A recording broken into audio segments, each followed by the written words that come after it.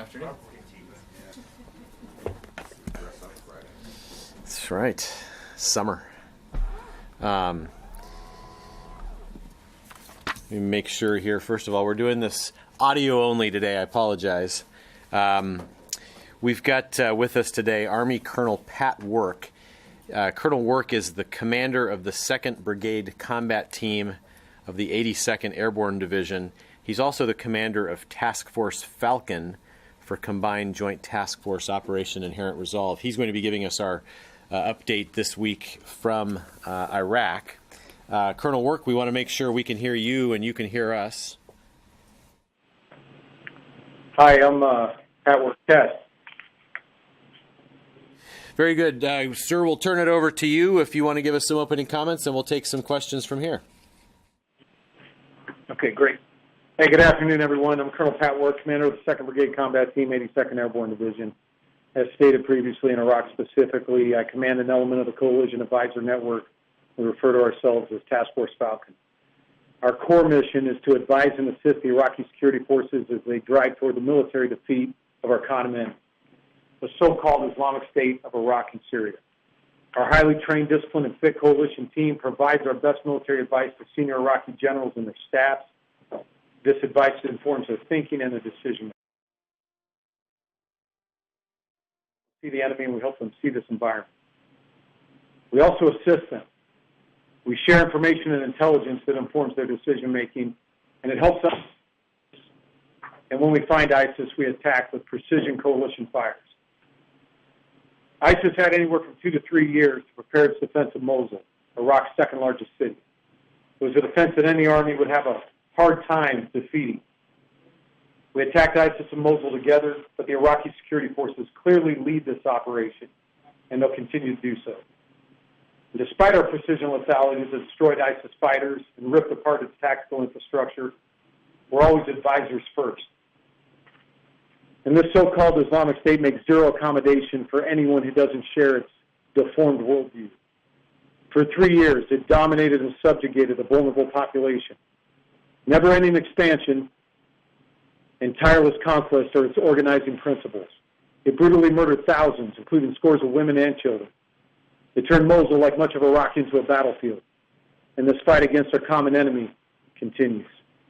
On behalf of the coalition, I extend our most sincere condolences to the people of Iraq who have suffered so mightily at the hands of ISIS.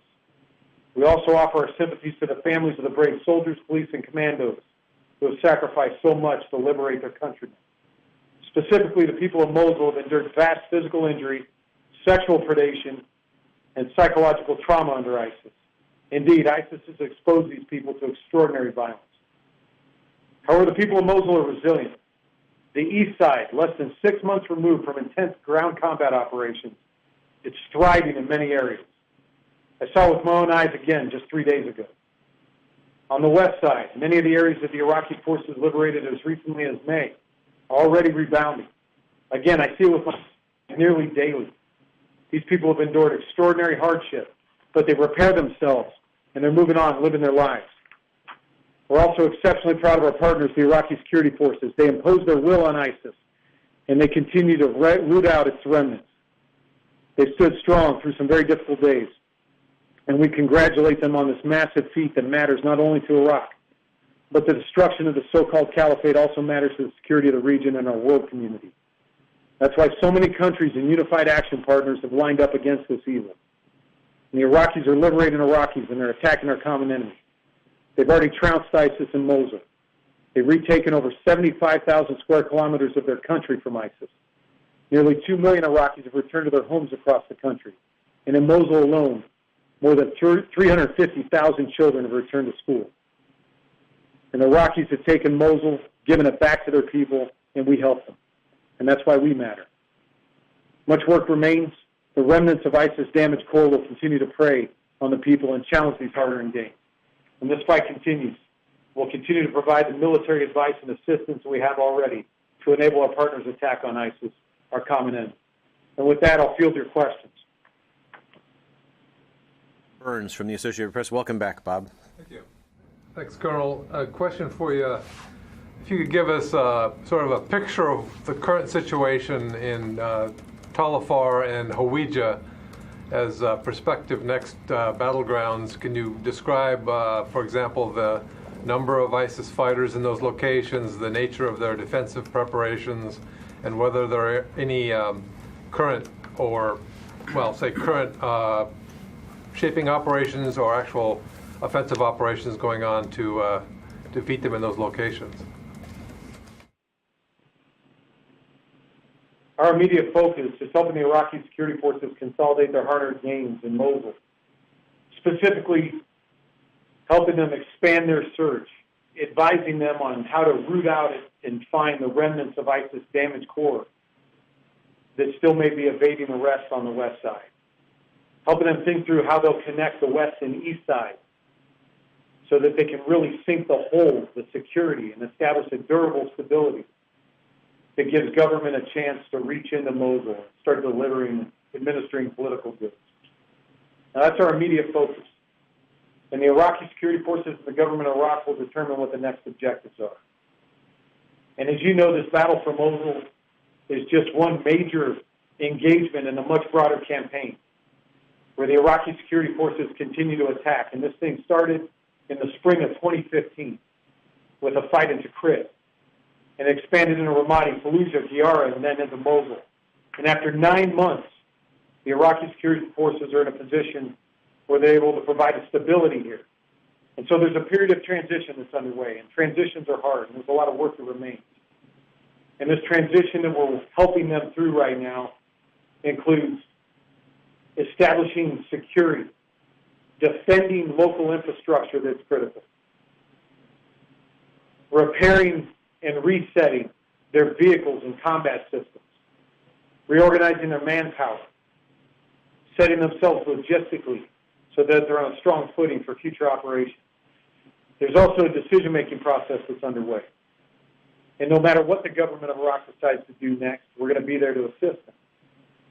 Specifically, as you know, there are remnants of ISIS, and there's safe havens and sanctuaries, and there are future operations. Some of those future operations include areas that you discussed. And I don't want to discuss the details of those operations, but what I will say is that the coalition has collection and analytic efforts going throughout the country. The coalition provides advice at the very senior levels on how to sequence future operations. But ultimately, the government of Iraq makes those decisions. And ultimately, the government of Iraq is going to lay down the roadmap for the future operations. And as I stated previously, we're going to assist them in attacking our common enemy. And we do that every day. And any operation that takes place in the future, the Iraqi security forces will have the lead. They'll have made the decisions on the sequencing. We'll continue to attack his sanctuaries. We'll continue to disrupt his lines of communications and roads.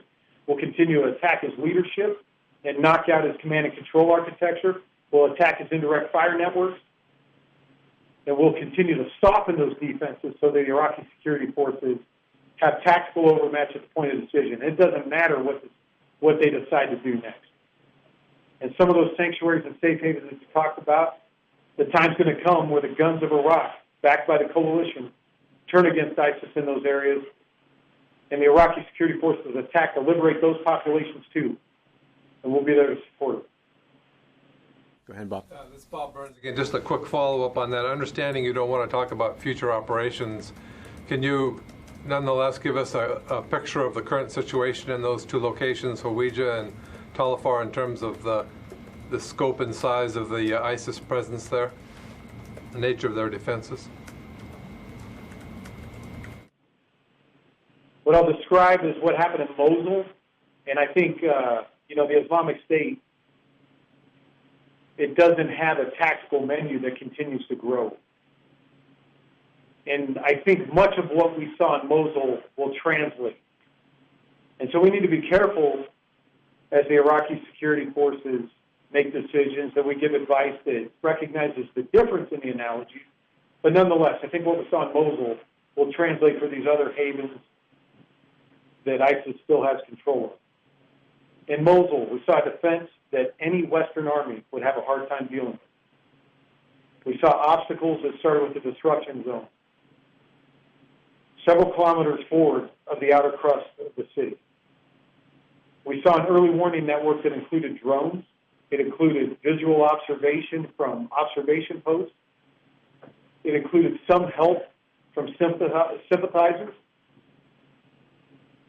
All of that observation informed two networks. One is the command and control architecture, and ISIS fought Mosul surprisingly centrally.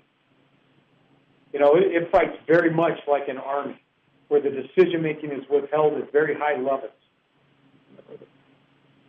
And almost daily, you can see the decisions that are made by the way it slews its artillery and mortars, and by the way it moves logistics. And I anticipate that we would see the same elsewhere. Its artillery and its mortars in Mosul had a tremendous capacity. And the Coalition Fire Support Network ripped it apart, decimated it. And we'll do the same to his artillery and mortars wherever the government of Iraq decides to attack next. It uses its suicide beavers as its precision-guided weapons. And it likes to orient them on the security forces when they enter obstacle belts. It likes to deploy those as local counterattacks. And it typically, what we saw in Mosul, would have the capacity to do that for a day or two, but then it would begin its retreat as the security forces stood their ground and coalition fires began the rest of the defense. I also suspect that the defense of other places would look similar in the fact that every house on the outer crust of these cities, everything that used to be a family's residence that ISIS has since hijacked, will look like a bunker. These are no longer homes. They're simply structures that ISIS has taken over and turned into fighting positions, machine gun nests, anti-tank weapon ambush sites. I think he'll have turned all these roads that once were arteries of commerce that connected cities and markets, things the people of Iraq used to count on. And he'll have turned those into engagement areas littered with IEDs, berms. He'll have cut the roads and destroyed this critical infrastructure. That's what ISIS does in its so-called defenses. It destroys the cities that it conquered. And it subjugates the population. I think at some point, once the defense is penetrated, based on what we saw in Mosul, ISIS will take the people and it'll move those people forward deliberately. And it'll use them as obstacles. And it'll place those people far forward, men, women, children, elderly. ISIS does not care. It will put those people in between the advancing security forces and its wilting defenses. ISIS has no regard for human life. And at some point, when its defense is crumbling, not only will it use the people as obstacles, but it will begin the massacre of those people as they attempt to escape, as the security forces move and liberate more neighborhoods. We saw that in Mosul, where not only did ISIS use them as obstacles and shields, but it just massacred, limitless brutality, for no other reason than these people are trying to escape ISIS in its deformed theology. I expect that these things that we saw in Mosul will translate on a much lesser scale, but nonetheless, his tactical menu has not changed. His limitless penchant for violence has not changed. His utter disregard for life has not changed. And I think much of that will transfer. We'll go to Michael Gordon from the New York Times next. Colonel Work, a couple just very quick informational questions.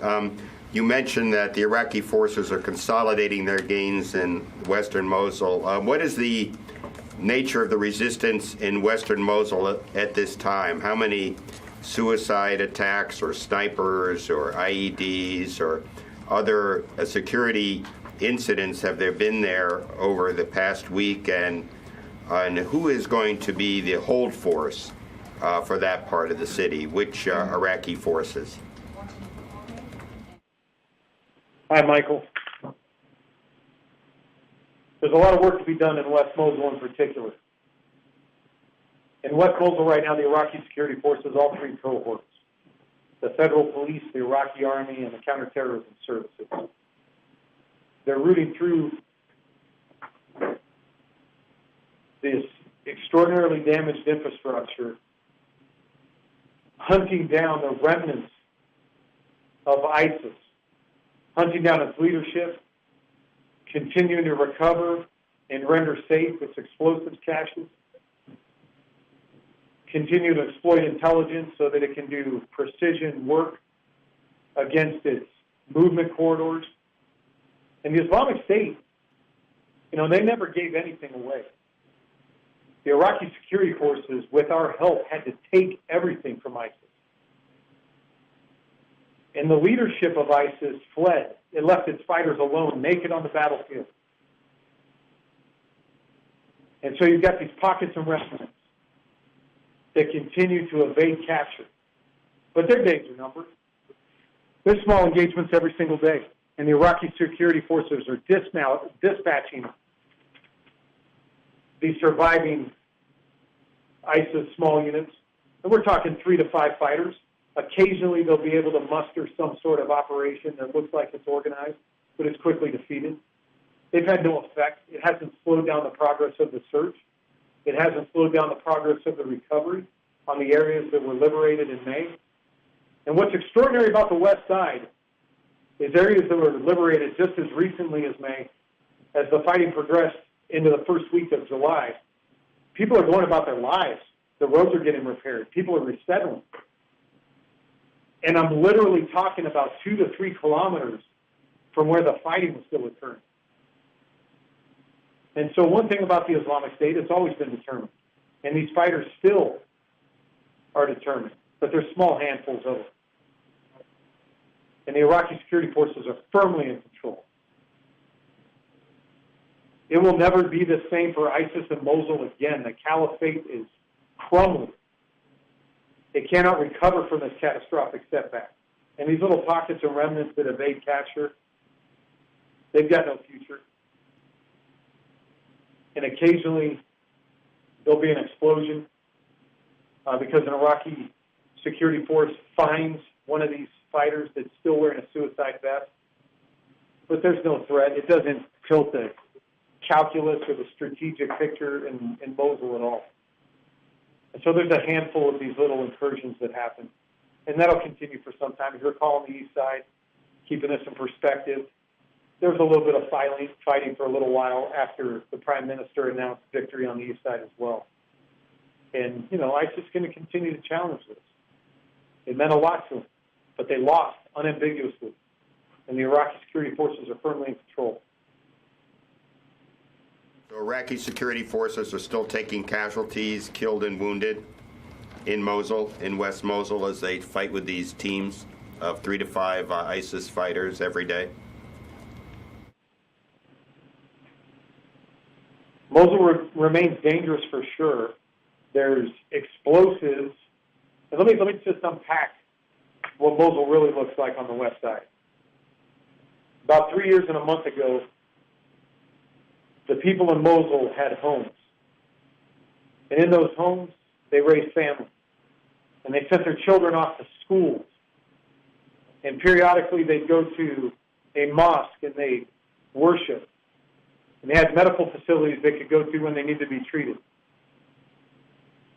Over the last 2 to 3 years, this is what the so-called Islamic State did to Mosul.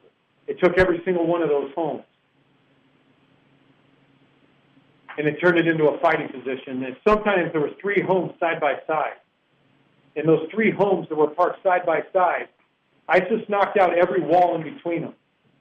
So it took 3 individual family units and it made one massive fighting position. And in this one massive fighting position, as the Iraqi security forces approached over the last several weeks and months, it booby-trapped those homes. And it took the children's room. And it cached all its homemade explosives and its homemade mortar rounds in the children's room. And it took the second floor. And it turned that second floor into a sniper's perch, replete with sandbags that hardened it. It camouflaged it. And as the Iraqi security forces advanced on what used to be a home and is now just a fighting position, the booby traps increased. And these booby traps might be found in ovens, they might be found in closets, they might be found in the baby's former room. Additionally, that same place where the children used to go to school. ISIS cracked the ground of the floor of the children's house, or the children's school. And in the children's school, where it broke the floor, it sunk its base plates for its mortars into the floor. And on the ceiling, they used to protect the children from the heat. ISIS punched holes in it so that that mortar could fire through the roof of that former school. Knowing that the coalition always exercises constraint when it comes to schools that are made for children. And the Islamic State would drape a tarp over the top of that hole that it put in the roof so that it could fire its mortars when it felt like and then cover it and try and help it evade detection from some of our intelligence assets. And it took that medical clinic. They used to train doctors. They used to be a place where doctors could deliver babies. They used to be a place where people could go and get treatment. And it took the biggest hospital on the west side of Mosul, on the highest piece of ground, and it turned it into its international headquarters. It turned it into its equivalent of the Pentagon, its equivalent of the municipal building, this hospital into a massive fighting position.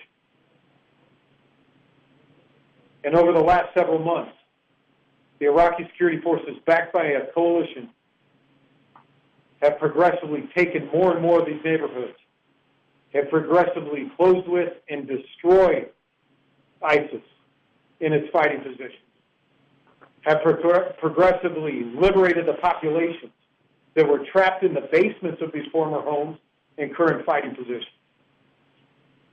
They've liberated the populations that were shoved out in front of these fighting positions. They used to be people's houses. And it's liberated these people and allowed these people a chance to escape. And so the Iraqi security forces today remain bravely in Mosul. And they're looking for these weapons caches, and they're looking for these explosives and these bombs that are in the road and these booby traps that are in houses. And it's still extraordinarily dangerous because what ISIS has done to what used to be homes, schools, medical facilities. And the Iraqi security forces still incur great risk every day. And their mission, in fact, during this transmission, is to render safe all of these explosives. So, of course, it's very dangerous to them. Yet they continue to do their jobs, and we continue to give them advice and assistance.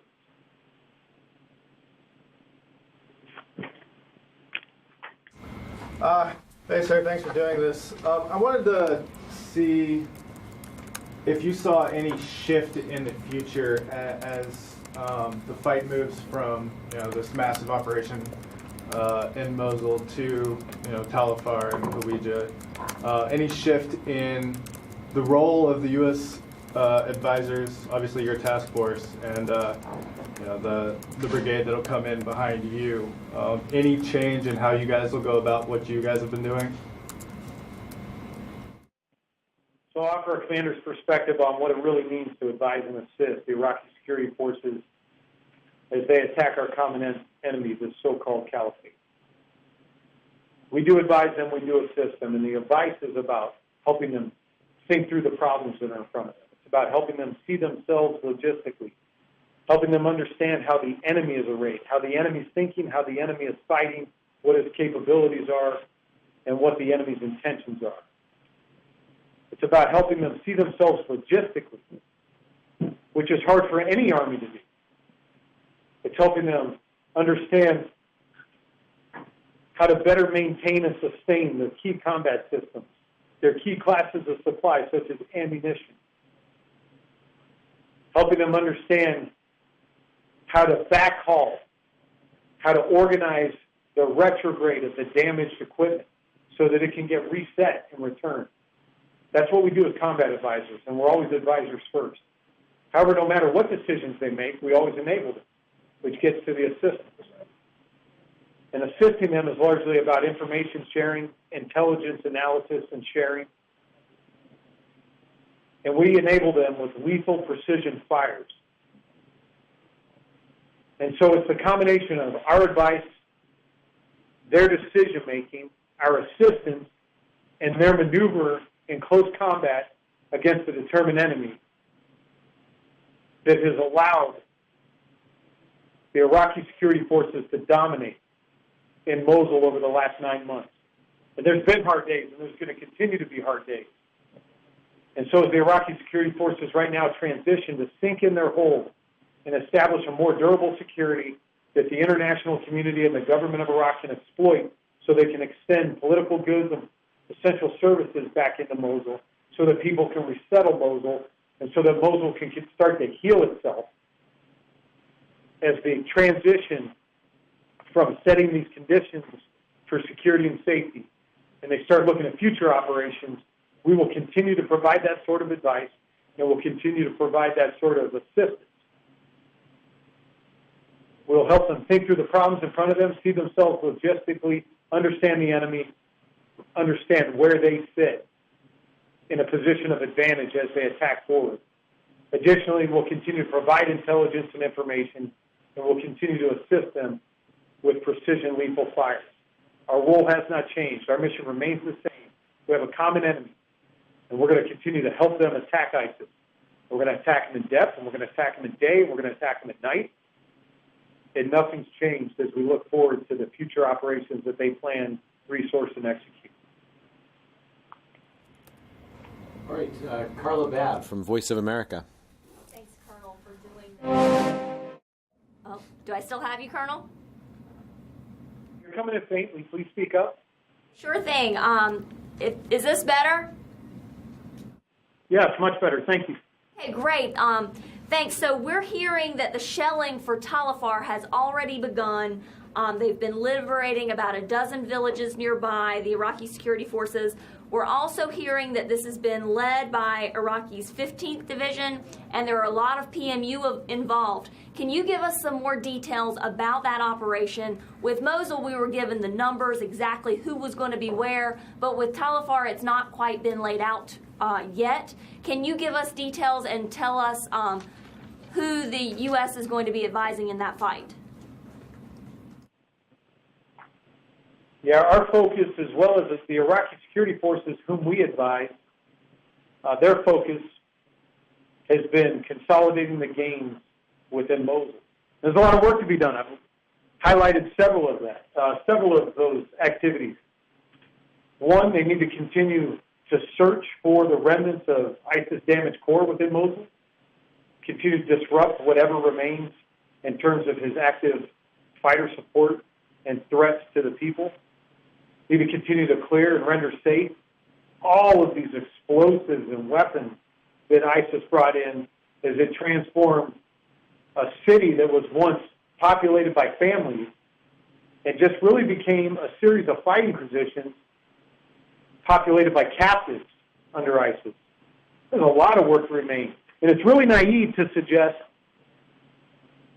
that after 3 years of subjugation, domination, exploitation by the so-called Islamic State, that there'll be a rapid transition. There's a lot of work that remains. And the Iraqi security forces are bearing down on that now to ensure that there's a durable enough, a self-sufficient enough security so that when the government of Iraq turns and starts to orient its focus toward its next objectives, it knows that it has got firm control of the security environment within Mosul. It's an immense amount of effort, blood, and treasure by the Iraqi security forces and the coalition to liberate Mosul. And so the focus right now is ensuring that those gains, which are still fragile in some areas, get locked down.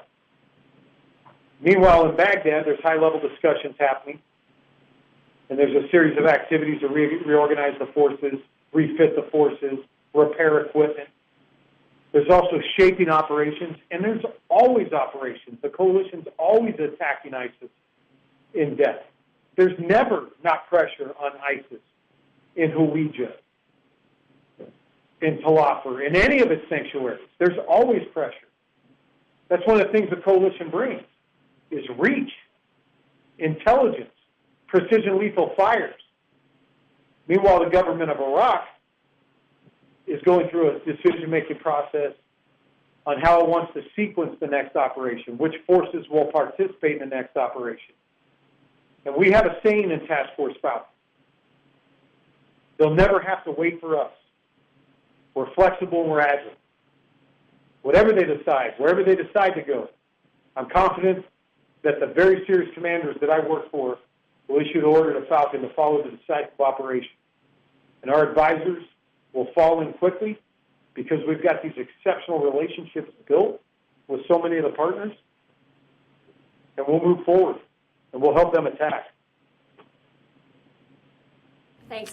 Sir, just a heads up, I think that there may be an issue with the communication. I was trying to interrupt earlier, and so there may be a mute button or something that's accidentally getting hit or something, but I just wanted to make you aware for future communications. But I think what you were saying is, I mean, I'm not quite sure. So are you saying that there aren't forces massing and there hasn't been an operation in Talafar? The Iraqi government has already announced that that is the next operation, and they're already giving us news and information about where they've liberated in that area and the shelling that they're doing. So I'm a little confused.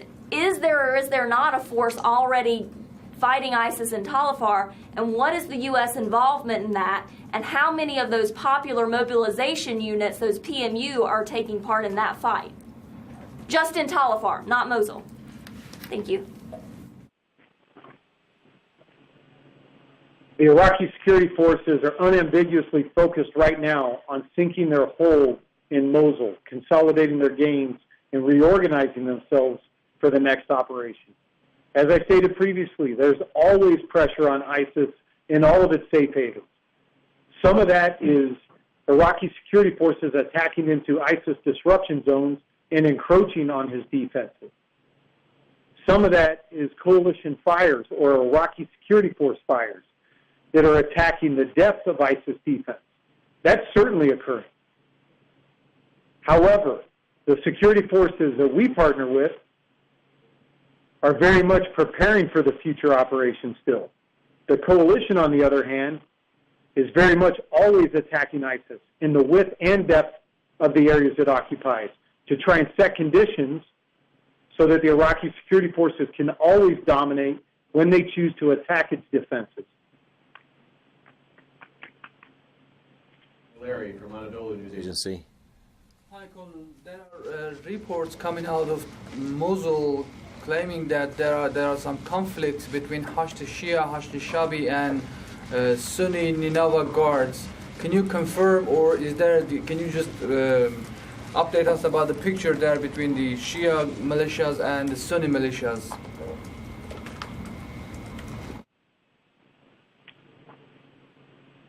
Yeah, our focus is helping the Iraqi security forces provide security and safety for the people.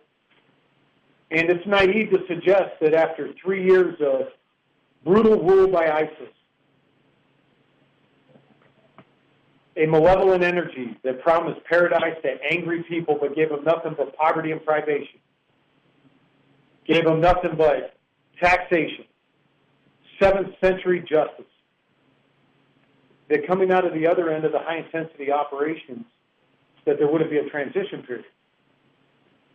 And so Mosul still remains complicated. It's been through a lot over the past 3 years. ISIS has been immensely brutal to the people. And so right now there's a transition happening as the Iraqi security forces work towards security and the stability and trying to set conditions for the government to extend its reach. But if you look at the east side is thriving. There's 24 power stations on the east side alone. 17 of them are already in operation, just 6 months removed from high-intensity ground combat. There's 9 water treatment plants on the east side. 4 of them are already delivering water to the people of Mosul, less than 6 months removed from high-intensity ground combat. That's extraordinary. On the west side, and I see it with my own eyes, when you drive in an area that they call the Baghdad Road, the locals call it the Baghdad Highway. If it's lunchtime and you want a snow cone because it's hot, go buy yourself one. This is the west side. This is an area that was liberated in March.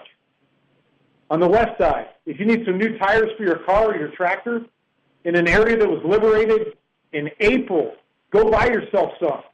On the west side, in an area that was liberated as recently as May, if you need some toys for your children,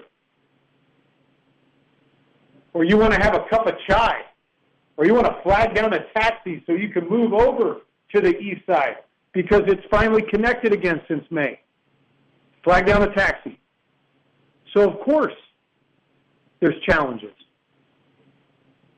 And the people of Iraq need to come together, and the people of Mosul need to cooperate and coordinate this. But the Iraqi security forces are working hard day and night, and we're helping them to establish a security that's durable, that allows the government and the international community to extend its reach, deliver political goods, deliver essential services. But of course there's challenges. It's naive to suggest that there wouldn't be. It's unrealistic to expect it to happen quickly. It's a process. And the Iraqis are leading that process. So you confirm that there are some skirmishes between the Nineveh Guards and the Shia Hashishabi militias?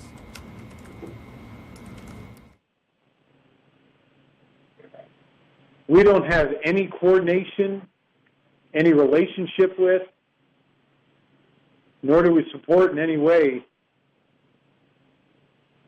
Popular Mobilized Forces. That's a government of Iraq sovereignty decision.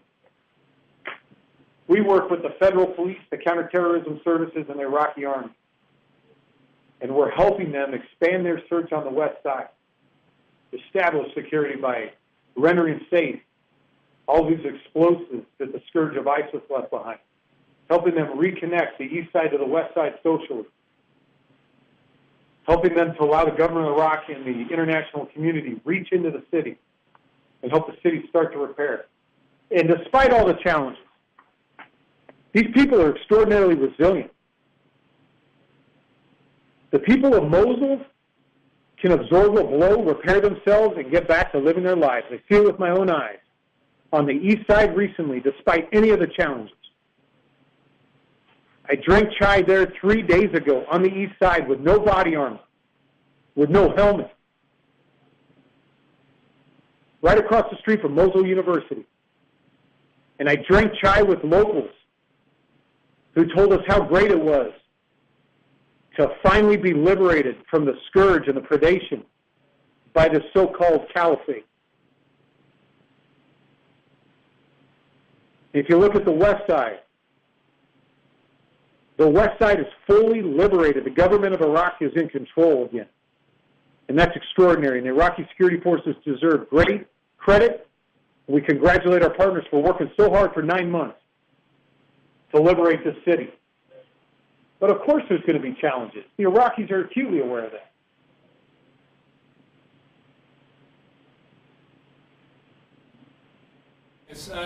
You've outlined the challenges being faced in Mosul still, and kind of how high they are. I just had a quick question. So obviously there are a lot of coalition advisors participated. We're advising and assisting the fight for Mosul. Has there been any change in the number of coalition advisors working with Iraqi security forces in Mosul? Has that been drawn down at all, or given all the challenges that you've outlined, have they kept the same number of advisors in place? Well, I'll provide some perspective first. The challenges that exist today in Mosul pale in comparison to the challenges of October 17, 2016, when this so-called Islamic State was firmly in control of Mosul. A city the size of Philadelphia, Iraq's second largest city, and the capital of the so-called caliphate here in Iraq. These challenges of today don't even compare to what it used to be. The Iraqi security forces driven ISIS into the ground or into the Tigris, but they've dominated them, and we've helped them. And so now we're at a point of transition, and it's a good thing. It's what victory feels like. There's a transition after you win. And this isn't the kind of win that ends immediately. There's no surrender. It's ISIS. ISIS knows nothing except eternal expansion, wars of conquest, zero accommodation for anybody who doesn't share its deformed worldview. There's no surrenders. In all operations, all military operations, are some combination of offense, defense, and stability, oftentimes with all three types of activities happening at the same time. And so we have a transition right now where we've seen the Iraqi security forces dominate in Mosul and transition from high-intensity offense, dial that back a little bit, move to defense, which has already been occurring all over the east side, which has already been occurring in many places in the west side, to protect critical infrastructure and population centers, in a greater move towards stability, the search for the remnants of ISIS damaged core, the search for all these weapons caches that ISIS littered this city with. This is the natural order of things. After 3 years of this evil reign by ISIS in Mosul, this is what the victory feel like. There's a lot of work to be done, and the Iraqi security forces are out there doing it, and we're advising them and we're assisting them. As far as our advisor network, it's always been agile. It's always been capable. And it's always been flexible enough to keep up with the decisive operation. We'll continue to do so. And I don't want to talk about any capacity, any specific capabilities, but I assure you, no matter what the Iraqis decide to do, no matter where they decide to go next, and you highlighted a couple options, whatever they choose to do, our advisor network, this coalition, will move fast, and we'll be there to help them attack ISIS, and we'll be there to help them dominate ISIS, our common enemy. From Stars and Stripes. Actually, Military Times. I'm sorry, Military Times. Congratulations on the new job. Yes, Tara Kopp now working for Military Times. Thank you. Thanks, Colonel. I have a specific question about Rawa. The last couple of airstrike reports out from CENTCOM have noted a kind of an uptick in airstrikes there, and then today's said that a UAV was hit, and I was wondering if you could tell us whether that was a drone that was hit by U.S. aircraft or if it was like a smaller drone that was hit by artillery on the ground. Anything, any sort of details on that would be appreciated. Well, my narrow focus and our specific mission, really the scope of it, is to help the Iraqi security forces, the ground forces that are operating in Mosul, providing security in Nineveh province today, helping them sink in their defense to Mosul, to protect the people and protect the key infrastructure, key population centers. You know, really, that is my focus as the commander of this portion of the advisor network. Now, certainly Mosul is just one operation in a much broader campaign. And the government of Iraq attacks the enemy in depth, but the coalition certainly does. And there's no doubt in my mind that when the enemy exposes himself and it's militarily necessary, the coalition is going to attack him wherever he is, whenever we find him.